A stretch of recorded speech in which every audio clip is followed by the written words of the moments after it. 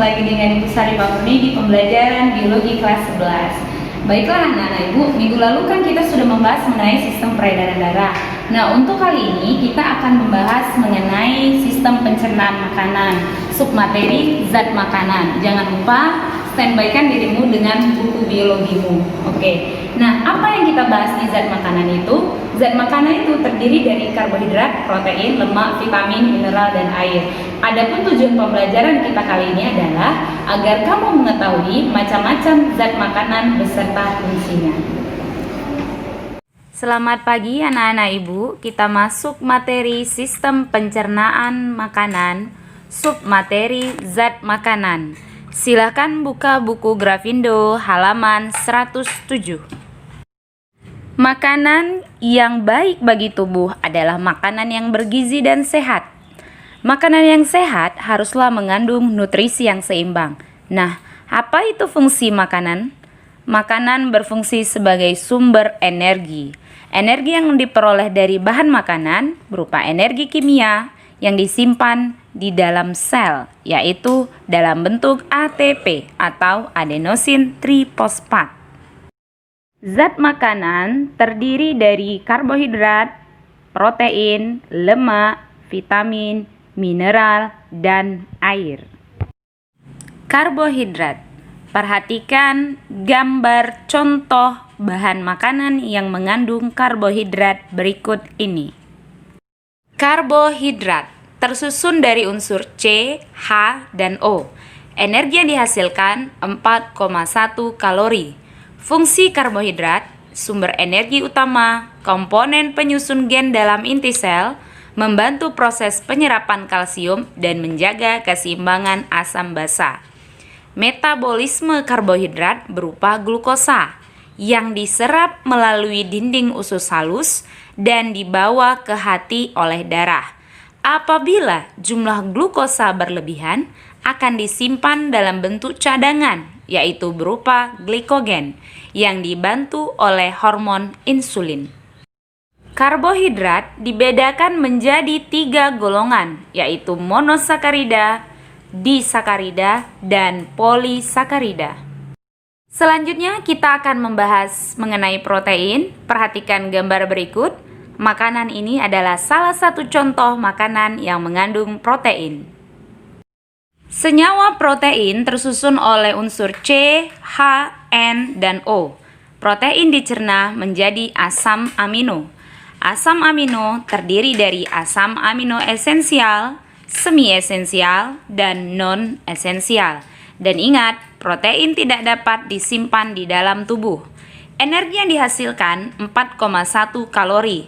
Dan apabila protein berlebihan di dalam tubuh, akan dirombak di hati menjadi amonia dan urea. Berikut fungsi protein, perhatikan dengan baik.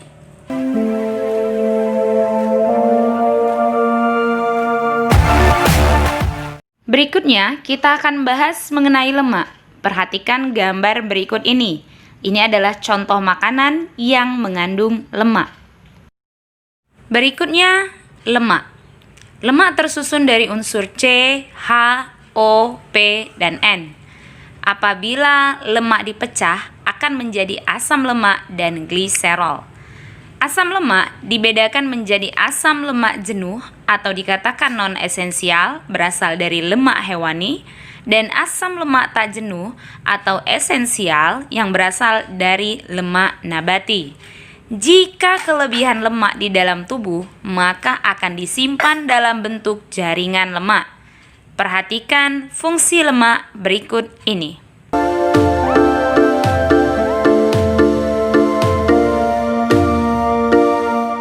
Selanjutnya, kita akan bahas mengenai vitamin.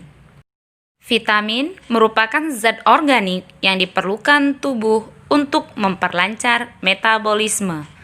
Vitamin yang dapat disintesis oleh tubuh hanya vitamin K. Vitamin ada yang larut dalam air dan ada yang larut dalam lemak. Vitamin yang larut dalam air adalah vitamin B dan C. Dan yang larut dalam lemak adalah vitamin A, D, E, dan K. Perhatikan tabel beberapa jenis vitamin asal bahan makanan, dan fungsinya.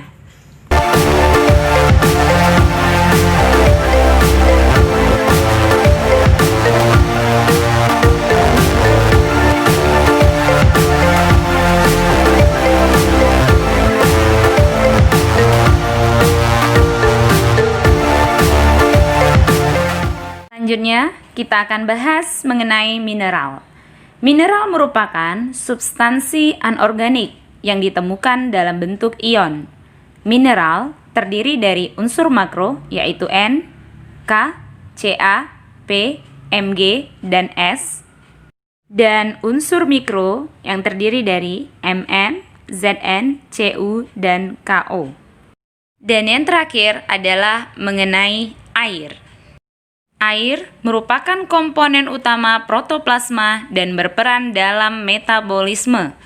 Air diperoleh dari air minum, makanan, buah, dan sayuran. Dan kamu dapat lihat fungsi air sebagai berikut ini.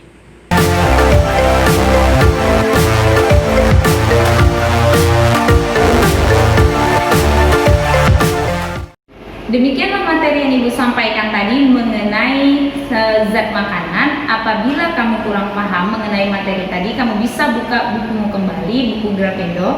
Dan apabila kurang paham juga, tanyakan Ibu lewat Discord. Nah, untuk kesimpulan kita kali ini, zat makanan itu terdiri dari karbohidrat, protein, lemak, vitamin, mineral, dan air.